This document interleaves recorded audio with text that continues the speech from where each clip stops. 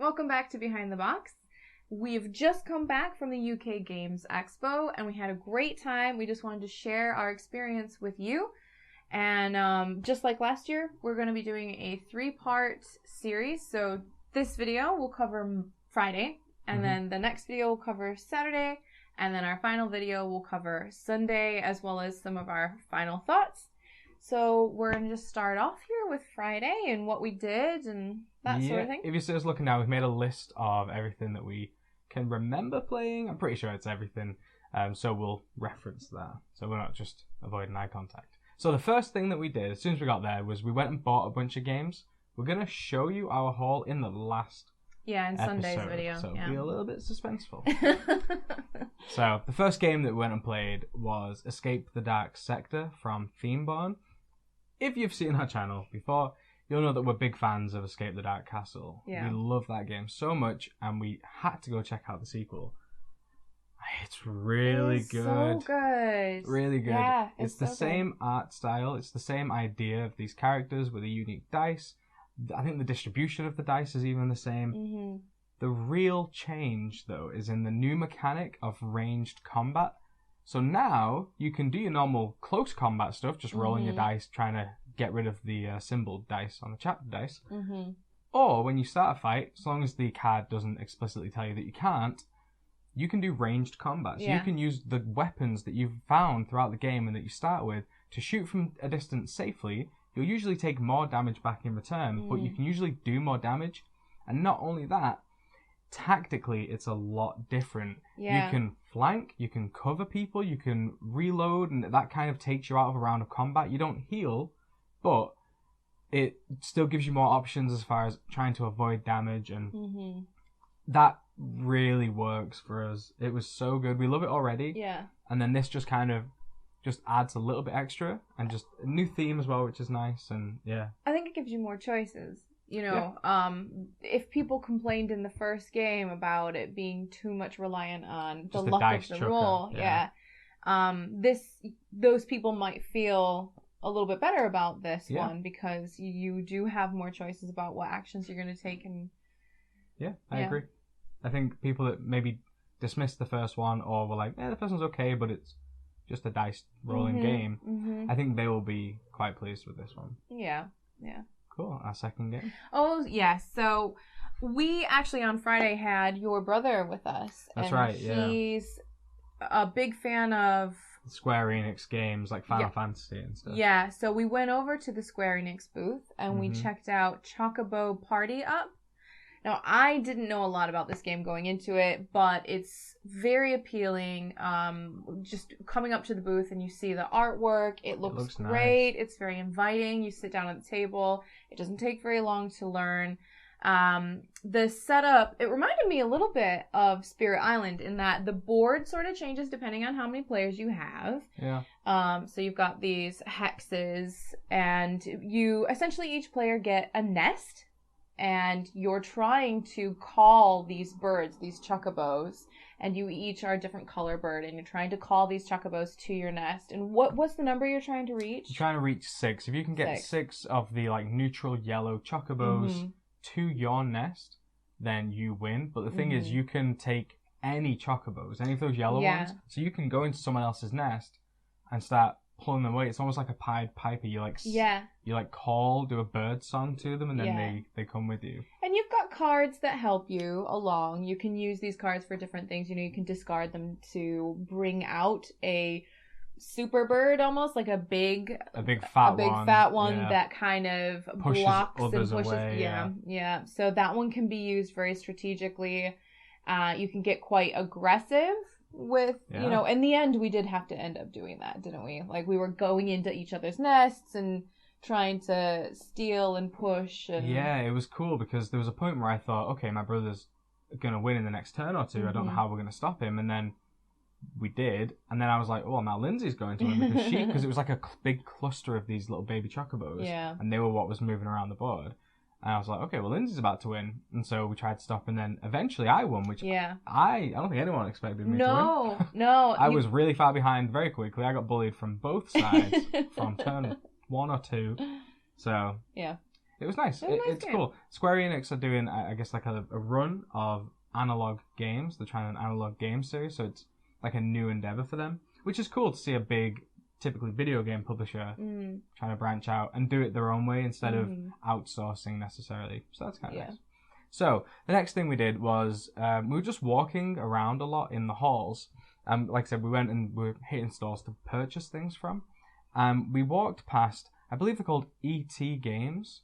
They make a lot of wooden, kind of almost abstracty type games.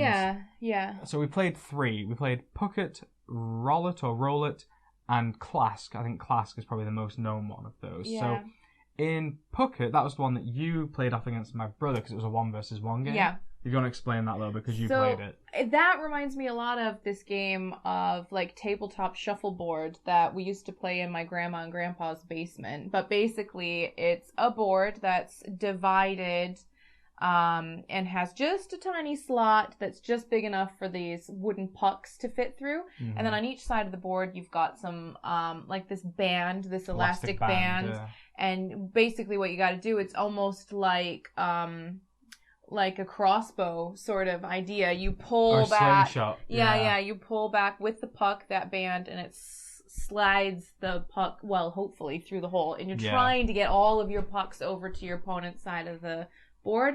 It's fun. It's a riot. It's a simple idea, you know. It's yeah. It looked kind of hectic, and obviously the hole is only big enough for 1 puck, and so the amount of times that 2 pucks would collide, and a couple of times you'd send one through, and it would hit the opponent's elastic band, bounce itself back through. That happened, which was kind of funny. I thought you were going to lose because my brother got down to about 3 pucks, and then he just completely lost it. And I had a good streak of I really found a sweet spot to like get them all through. That's fun to watch. I think they're very engaging games to watch, and even to play they're very exciting. Oh yeah.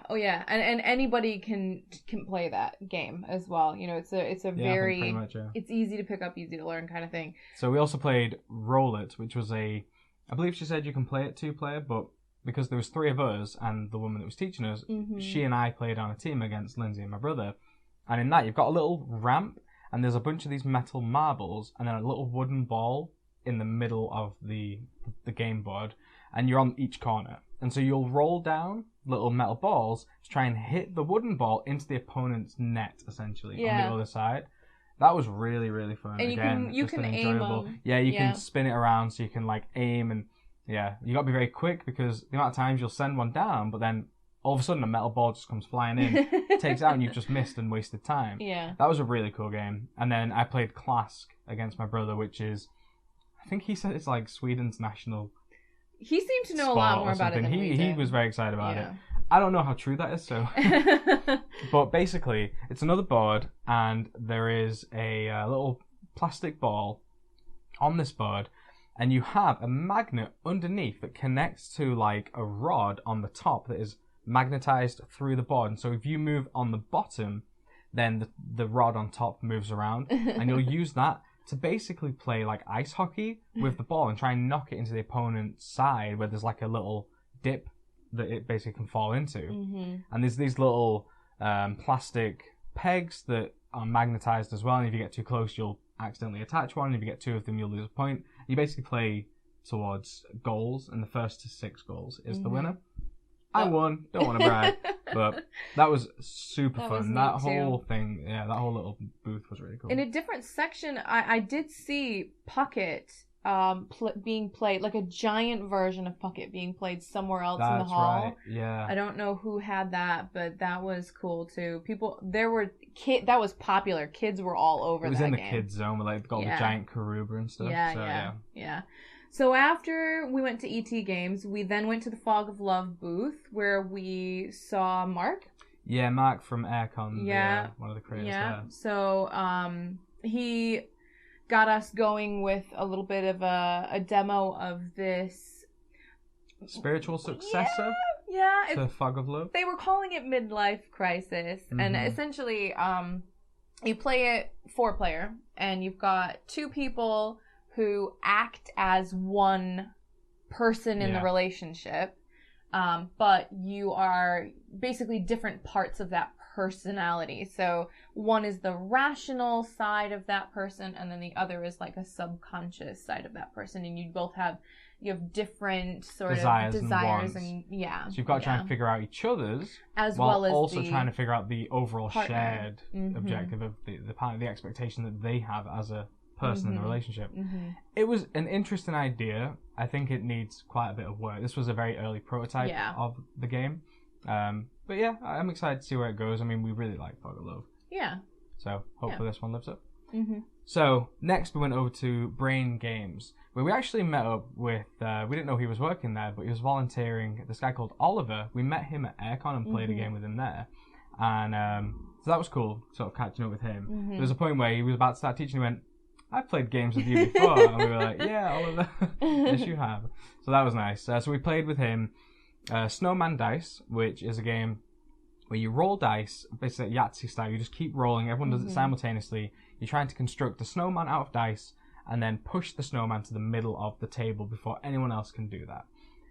The thing is, other people will have snowballs. If they roll the side on the dice that is a snowball, they can actually use that to like slide it into you to try and knock your snowman down, and then you have to start over. It was a bit crazy, a bit hectic. It was fun. I think it's a good kids game. Oh, absolutely, yeah. I can see our nephews digging this game. I think so, yeah. And then we also played Team 3. Team 3 was a really, really good game where one person can see this card, which basically is a blueprint on how a series of blocks need to be assembled on the table.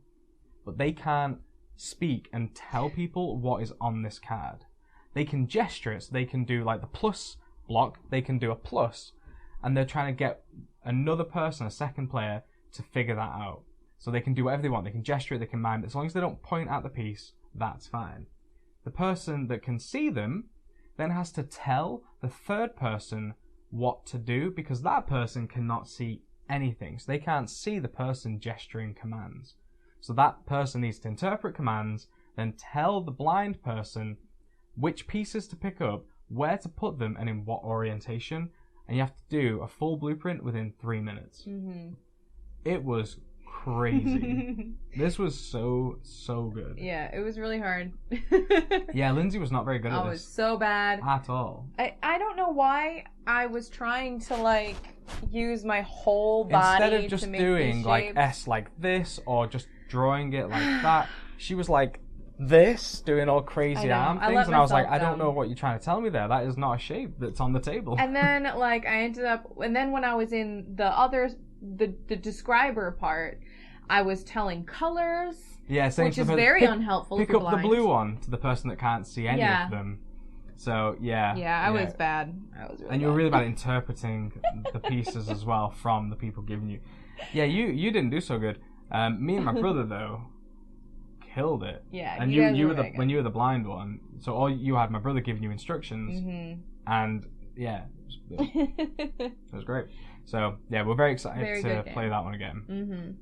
So we left Brain Games and we went over to Lucky Duck Games, where we played Jetpack Joyride, which it's a game where you've got it's a racing game, pretty much. Like a real-time racing game. Yeah. And you have a shared, like, these path tiles in the center of the table that you're all sort of just hectically grabbing from to build this path, avoiding obstacles to get to the other side of your map, so to speak. I think that's the simplest way of putting it. And then, of course, if you end up hitting obstacles, you're going to lose points, and you can gain points because there are sort of these goals that are in the center of the table as well that everyone's sort of shooting for. Yeah. It's a hectic, pretty fast game. It was really quick. Took, with the explanation of it as well, maybe half an hour. Yeah. We did a whole game. Yeah. So. I was bad at that one too. I didn't get the map that you play on is made of, I think, four different sections. Yeah.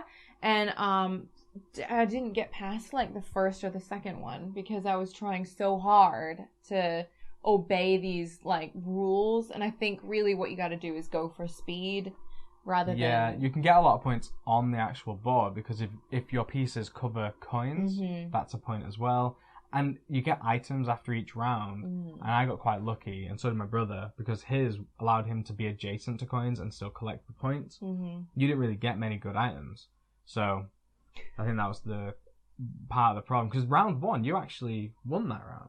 You got the most points. Did I? Yeah, because I hit 5 obstacles because I just was trying to skyrocket through. So I lost 15 points. You swiftly learned that was not the way to go. No, you don't want to do that. Yeah, no. Yeah. And there are some really awkwardly shaped pieces as well. And you and Tom were really good at grabbing up the good ones fast at the beginning. Yeah. And so I was left, working with these very strange pieces.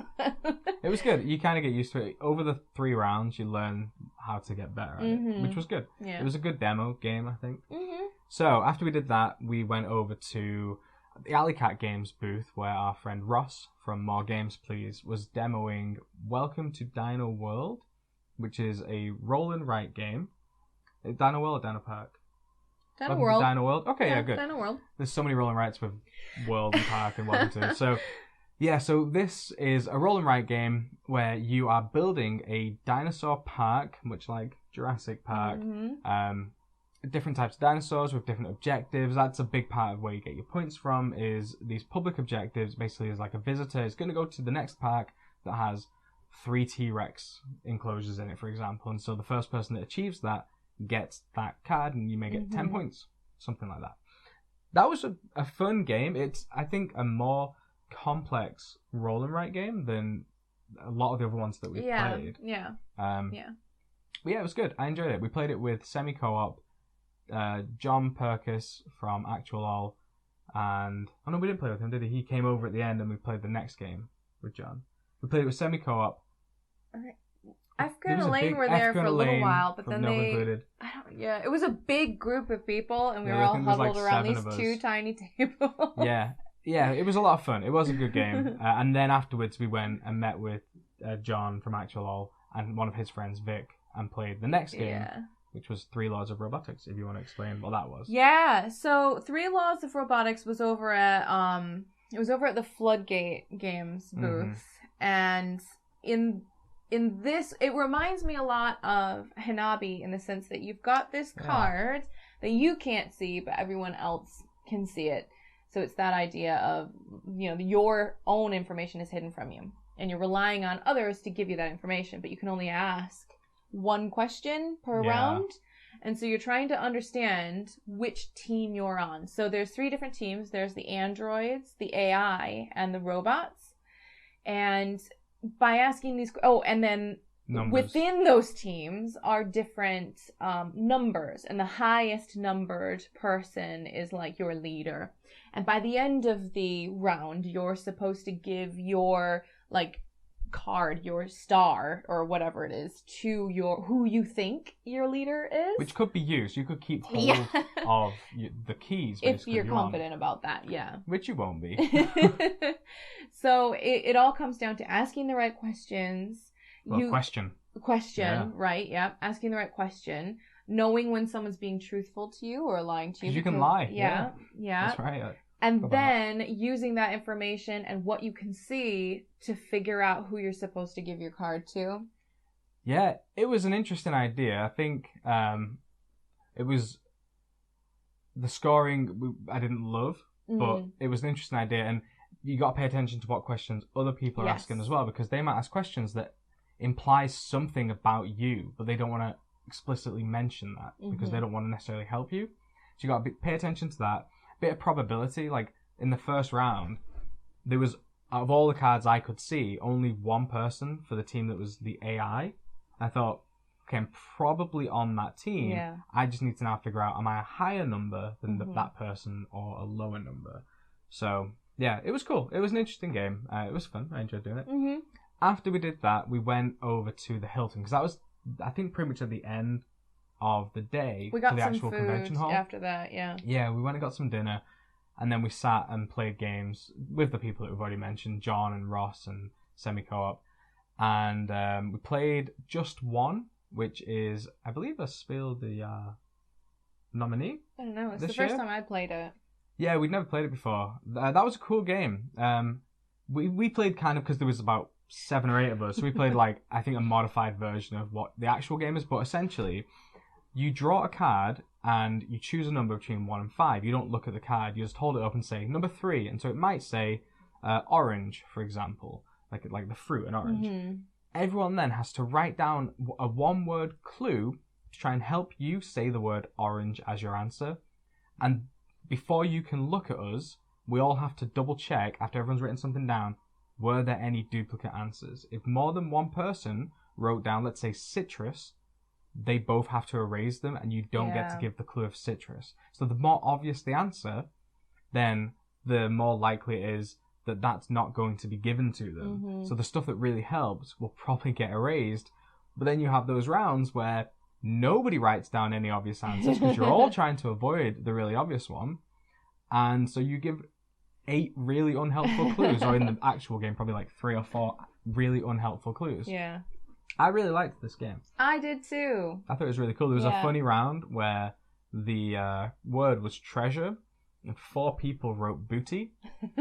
And so all 4 of them had to erase it. And so they had like only a couple of words to actually use. Yeah. And so imagine in a proper game where it only plays up to maybe 5 or 6, 4 words going means there may be no or only one clue to give. Mm-hmm. So it was really cool. I like that one a lot. It was a good game. Would recommend. Really good party game, or light game like that. Then more people joined the table. And so there were just too many to play any games, really. And so I asked the question, what kind of games did you play before you played board games? Just trying to see if anybody had some games that maybe they played when they were younger, for big groups. And who was it that suggested... I wrote, it was Pierre Sylvester, the designer of the Lost Expedition. Yeah, that's right. Yeah, so Pierre then taught us this game. It's like a hand slapping coordination game, like a group game. You're supposed to interweave your hands, and then one person starts the chain, so you'd slap. You hit the table once, then I would hit the table once. Then I'd have to. And then me. But if somebody double taps, it changes back. The direction. And if you go out of sync, then you remove that hand. Mm-hmm. Yeah, that was a really fun game. Yeah, so that was neat. I had seen that played before, but it was just nice to play something fun. It was funny. Yeah. Efka won. Efka did win. He was very proud of that. So the next thing we did, because we had such a big group now, was we actually were able to get a game of 2 rooms and a boom going with about, I think we got up to 19 people playing, because we were in the middle section between 2 gaming halls. So as people were coming through, we would just stop them and be like, do you want to join us for this next game? Mm-hmm. We've played 2 rooms and a boom before.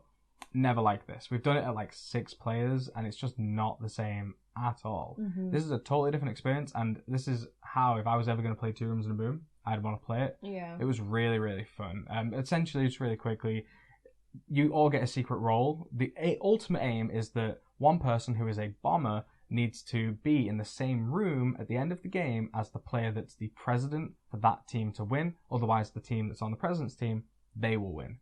And so you have to communicate and talk, and then people get sent back and forth between rooms by a leader that nominates them, and then we get to the end game, and eventually we find out who won and who lost. Mm-hmm. Really fun game, really, really cool experience, and that was the last thing we did before we went back to the hotel and slept. I think that's a good icebreaker game. Very good for a Friday, gets people warmed up and friendly with each other, and you kind of make some friends that you can connect with through the rest of the weekend. And I agree, yeah. Mm-hmm.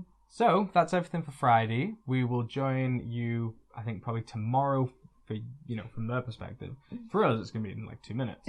But we'll talk about Saturday and then eventually Sunday. So thank you very much for watching this. We hope to see you in the next one. Yeah. We'll see you soon.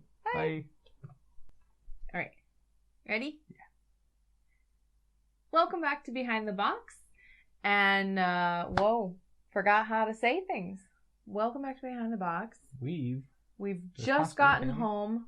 Well, we've just gotten home from the UK Games Expo.